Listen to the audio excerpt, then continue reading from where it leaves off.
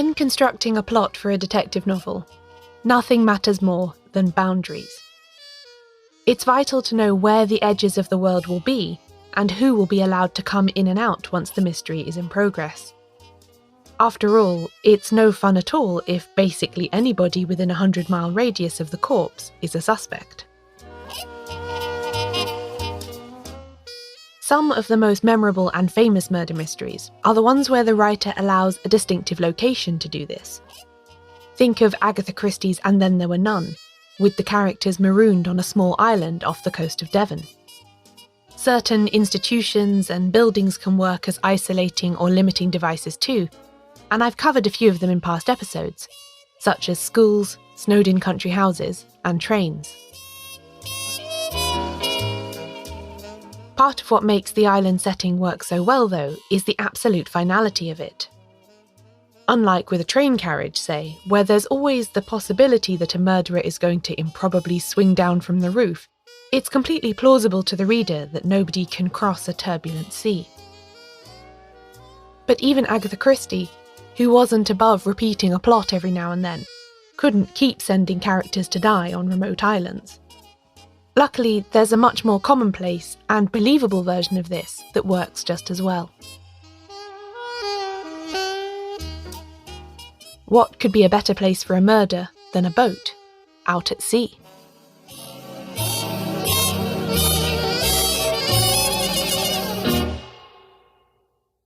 Welcome to Shedunnit. I'm Caroline Crampton.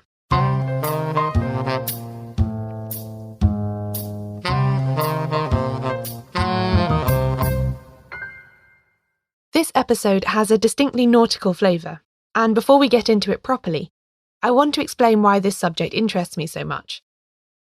I grew up spending an awful lot of time on boats, you see, and sailing is the reason my family is even in Britain. In the early 1980s, my South African parents built their own boat from scratch and sailed it up the Atlantic, eventually settling at first on the Isle of Sheppey in the Thames estuary, and then elsewhere in Kent, which is where I was then born and grew up. Although nobody was ever murdered on board, thank goodness, long weekends spent sailing across the North Sea as a child and then a teenager gave me a very healthy respect for the sea and a reasonable grasp of seamanship. I also did a lot of reading by the light of an oil lamp swinging from the cabin ceiling while we were anchored, with the waves lapping against the hull and someone else turning the pages of their book, the only sounds to be heard. I wrote a whole book myself about this odd childhood I had sailing on the Thames estuary, which is called The Way to the Sea, and it comes out in paperback on the 5th of March. There's lots in there about sailing and belonging, and I also snuck a reference to Harriet Vane into the first chapter, just in case Shedunnit listeners needed an extra reason to check it out. There are links to the places where you can buy it in the show notes for this episode and at carolinecrampton.com/book. You can also just search The Way to the Sea at your book retailer of choice, or ask a bookseller in your local shop to order it for you. If you do get hold of a copy, I really hope you enjoy it.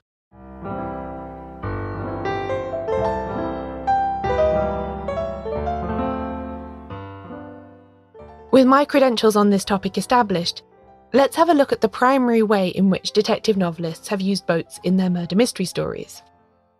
I already alluded to this at the start, but let's be clear, a boat, especially one that's far out to sea, is a brilliant way of creating that closed circle of suspects that is really a requirement for crafting a classic whodunit.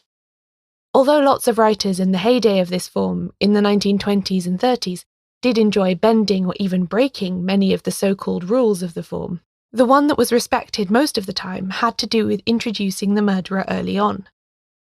The criminal must be someone mentioned in the early part of the story, as Ronald Knox put it in Item 1 of his famous Decalogue from 1928.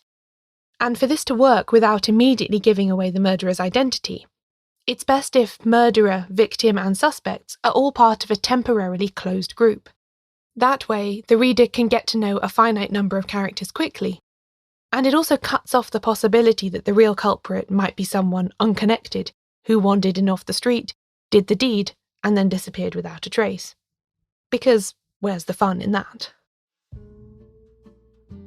A group travelling on a boat is a perfect closed circle then. During the interwar years, when popularity of this kind of classic crime novel was at its height, commercial air travel was only just beginning to become popular and accessible to the masses. Especially for intercontinental journeys, ocean liner was still the obvious way to travel. For the detective novelist, this setting is perfect. The sea keeps suspects tightly contained, while the anonymous nature of travel means that all sorts of strangers can be plausibly collected together.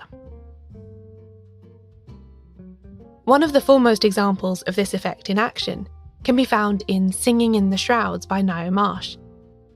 It's one of her later books published in 1959, and the 20th to feature her regular Scotland Yard sleuth Roderick Allen. As the title would suggest, the action takes place on board a ship, the Cape Farewell, departing from London for the voyage south down the Atlantic to Cape Town. Marsh chose her vessel carefully. The Cape Farewell is a cargo ship and doesn't take many passengers, meaning that aside from the captain and crew, there are only 9 people on the ship for the reader to become familiar with. The setup is dramatic too. The ship is about to depart from the Pool of London on a foggy night, when the body of a strangled woman is discovered on the deck. From various trophies scattered about, it is deduced that this woman is a victim of the so-called flower killer, a serial killer currently terrorising the city. The victim is also still holding part of a ticket for the Cape Farewell's voyage, so it's assumed that the murderer must be one of the passengers on the ship. Allen is able to join the ship before it reaches the Atlantic, and what follows is an extremely enjoyable, if somewhat claustrophobic, shipboard murder mystery. It's no surprise that Marsh handles this setting deftly. She lived most of the time in her native New Zealand, but made regular trips to the UK and America, always preferring to travel by cargo ship when she could because of how much more peaceful it made her voyages compared to the big commercial liners. She might not have encountered a serial killer, but she certainly knew firsthand about the routines and layout of such ships, and had observed for herself what kind of people like to travel on them. Another novel with a not dissimilar premise is 9 and Death Makes 10 by Carter Dickson. This book was published in 1940 and can also sometimes be found under the titles Murder in the Submarine Zone or Murder in the Atlantic. Carter Dickson is a pseudonym of the American Golden Age author John Dickson Carr, and this was one of the many books he wrote featuring his serious detective Sir Henry Merivale. As Marsh would a couple of decades later, Dickson Carr also chose to set his story on a particular kind of ship that helped to keep the cast list very small. It's set during the Second World War, and the SS Edwardic is being used mostly as a munitions transport across the Atlantic, although there are also 9 passengers on board. As one of the alternate titles underlines, the ship is under constant threat from U-boat attacks. It's travelling in a blackout, and Dickson Carr does a great job of amping up the fear and foreboding out there in the Atlantic in 1940. Of course, it then turns out that there is danger on board too, when a woman is found with her throat cut. The murderer has left 2 nicely clear fingerprints at the scene of the crime though, except investigation then shows that they don't match anybody on board. If there aren't any stowaways, and it's not any of the passengers or crew, who killed her? It's a wonderful setup, and it's only enhanced by the restrictions of its maritime setting. Of course, Marsh and Dickson Carr were far from the only writers to position their closed circle of suspects on board ship, but I do think these 2 novels are among the finest of the form. We might also include The Man in the Brown Suit by Agatha Christie, although the sea voyage is only one section of a more convoluted journey in that book. An honourable mention must go to the often overlooked writer Christopher St. John Sprigg, who in 1935 published a short story titled 4 Friends and Death that I think is an outstanding closed-circle maritime mystery. The 4 friends of the title are just sitting down to a meal in the cabin of a yacht at anchor, celebrating the fact that they have successfully come through a nasty crossing of the Bay of Biscay. They've just reached the after-dinner brandy stage when one of the 4 falls face down on the table, poisoned by prussic acid. The remaining 3 then have to confront the fact that one of them is a cold-blooded, highly opportunistic murderer, because nobody else could possibly have come on board and slipped the poison into the glass. It's an extremely clever and twisty short story, and reading it only makes me sorry that Sprigg didn't live to write more crime fiction. He was killed at the age of 30, while fighting for the British battalion of the International Brigade in the Spanish Civil War. And there'll be more on that after the break.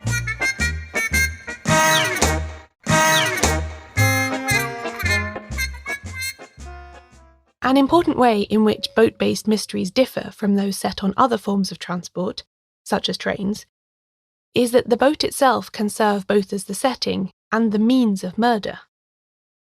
Regular listeners will know that I did a whole episode last year about trains in detective fiction, and I don't think I talked about many stories where the dastardly plan of the villain was to drive a train over someone, in that silent film, woman tied to a tracks kind of way.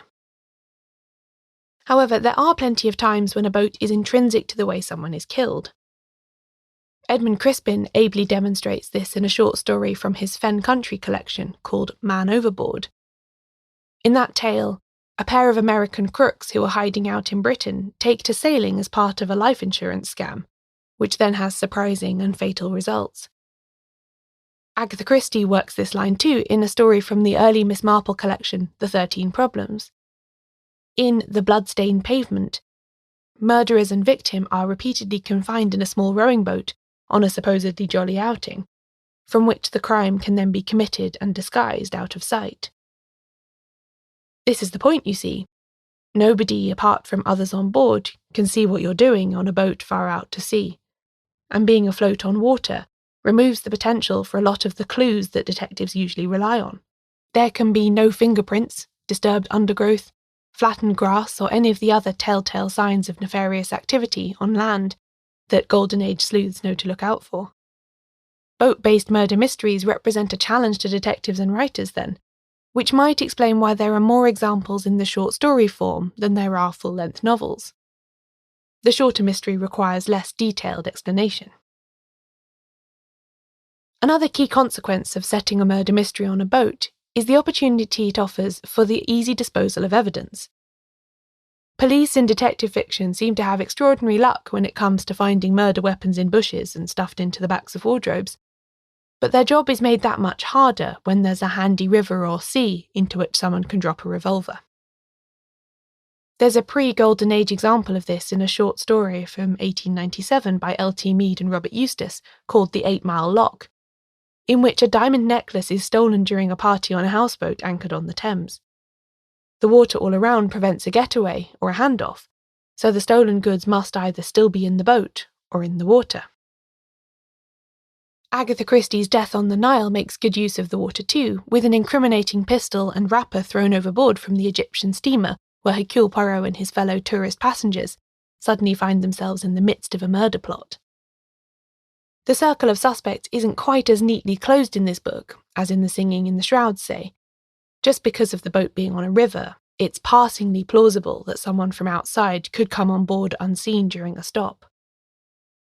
However, Christie does take advantage of the physical setup of a Nile steamer, allowing witnesses to overhear crucial moments from cabins positioned next to each other or out on the communal deck.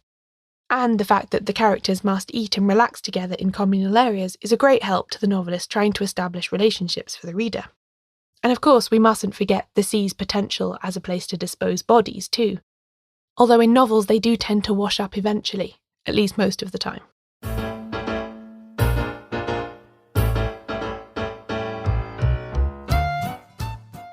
I mentioned John Dickson Carr early in this episode, and I want to circle back to him now because of his stellar reputation in one particular subgenre of detective story, the locked room mystery.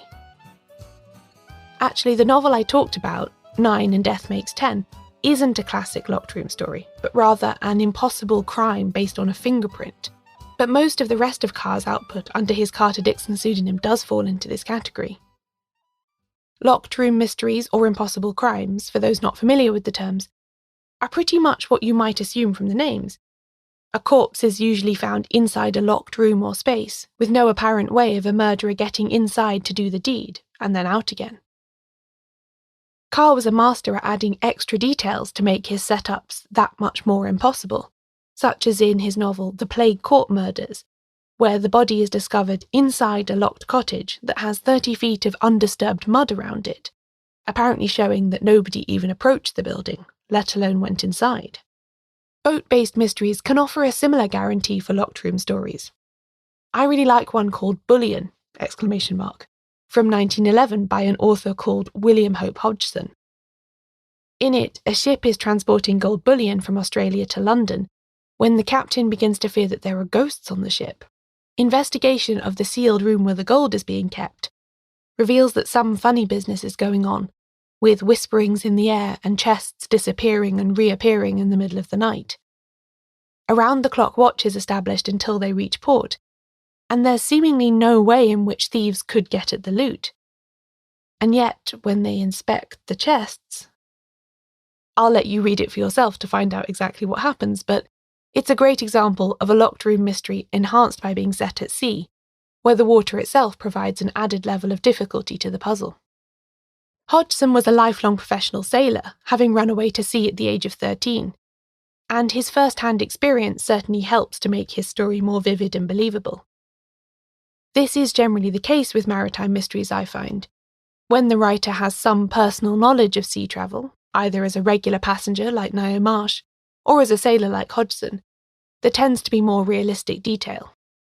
I do especially enjoy stories where it is little details about sailing that hold the key to the plot, such as in Josephine Bell's The Thimble River Mystery from 1950.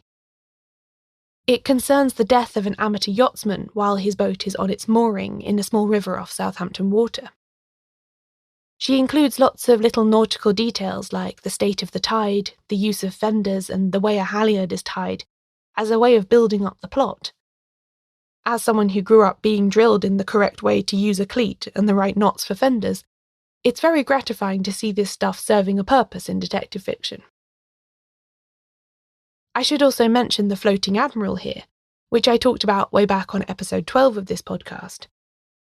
The maritime details aren't quite so sharp in this book because it's a collaborative round-robin work written together by 12 members of the Detection Club. But, as the title suggests, the murdered man has been a senior naval officer, and his discovery as a corpse floating in a rowing boat on a tidal river gives some of the writers great scope to use tides and ropes to create and break alibis. Of course, not all boats in detective fiction serve such a clear purpose in the plot. It would be remiss of me to end this episode without mentioning the Freeman Wills Crofts novel, Fatal Venture, the first half of which is almost entirely taken up by a speculative scheme to launch a cruise ship line to circle Britain's coast. It's not really a spoiler to say that this actually has nothing to do with the crime Inspector French eventually investigates. Crofts just really liked boats, and found it interesting to write about one.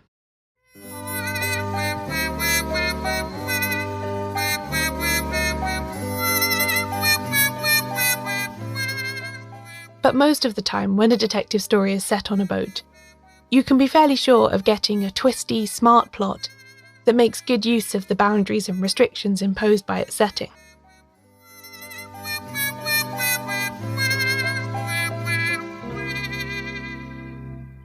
After all, to most of us, the sea itself remains a mystery.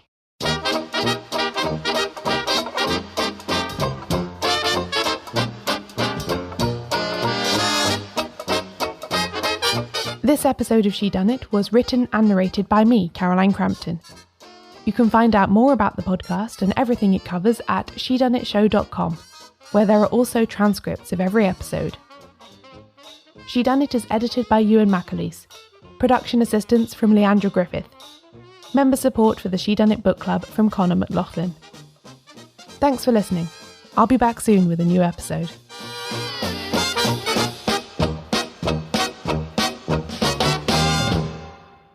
Next time on Shedunnit, prejudices.